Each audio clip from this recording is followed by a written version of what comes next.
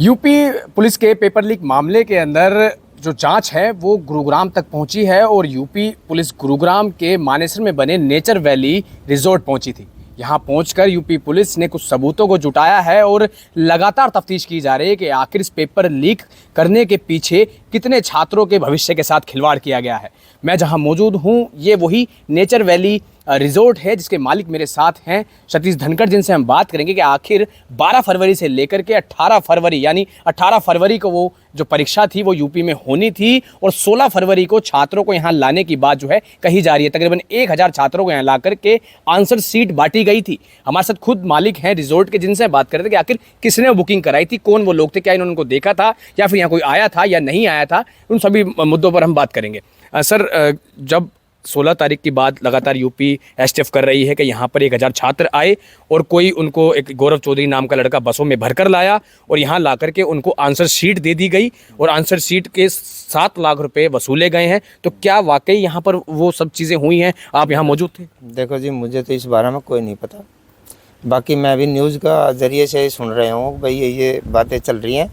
हाँ, एसटीएफ ज़रूर आई थी यहाँ 2 तारीख को जी। उन्होंने रजिस्ट्री चेक करा था, अपना सीसीटीवी कैमरा जो भी हमने चेक करके चले गए थे जी।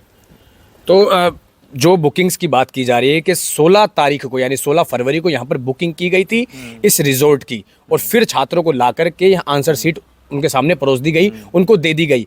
आपको कोई जानकारी है इस चीज़ की? आप कहाँ थे उस समय? नहीं जी, मेरे को कोई जानकारी नहीं है, लेकिन मैं आता डेली हूँ। यूपी एसटीएफ का कहना है कि जो मालिक थे वो वहीं मौजूद थे जिस समय पेपर लीक किया जा रहा था। नहीं जी, नहीं, मैं तो बिल्कुल नहीं था। तो ऐसे में मैं आता हूँ, लेकिन मेरे को इस बारे में कोई बात का नहीं पता। तो आपने बुकिंग रजिस्टर्स वगैरह कुछ था ना? और कभी मैं शाम के टाइम भी आता हूँ, दोपहर भी आ जाता हूँ।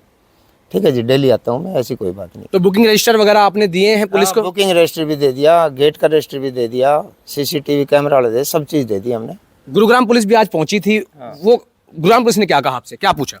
उन्होंने भी यही पूछा था भाई एसटीएफ आई थी, किस लिए आई थी। वे भी अपने रजिस्टर ये सारी चीज़ें चेक करके गए।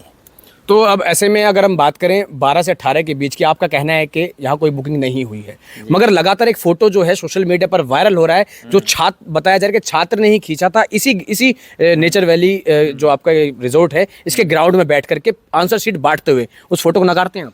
देखो जी, मैं तो इस बारे में कुछ नहीं कह सकता। फोटो तो कोई भी खींच सकता, लेकिन मेरे सामने कोई ऐसी बातें नहीं हुई। बिल्कुल। आप ये कहना चाह रहे हैं कि आपके सामने पेपर लीक नहीं हुआ या फिर आपके रिजॉर्ट में नहीं हुआ? मेरे रिजॉर्ट में कोई नहीं हुआ जी।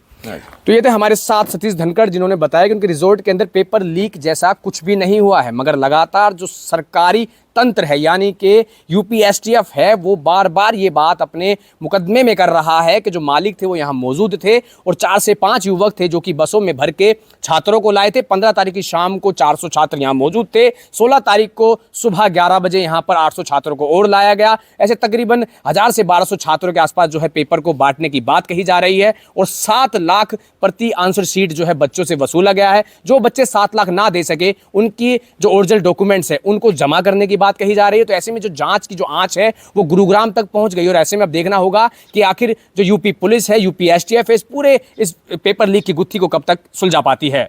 गुरुग्राम से मोहित कुमार।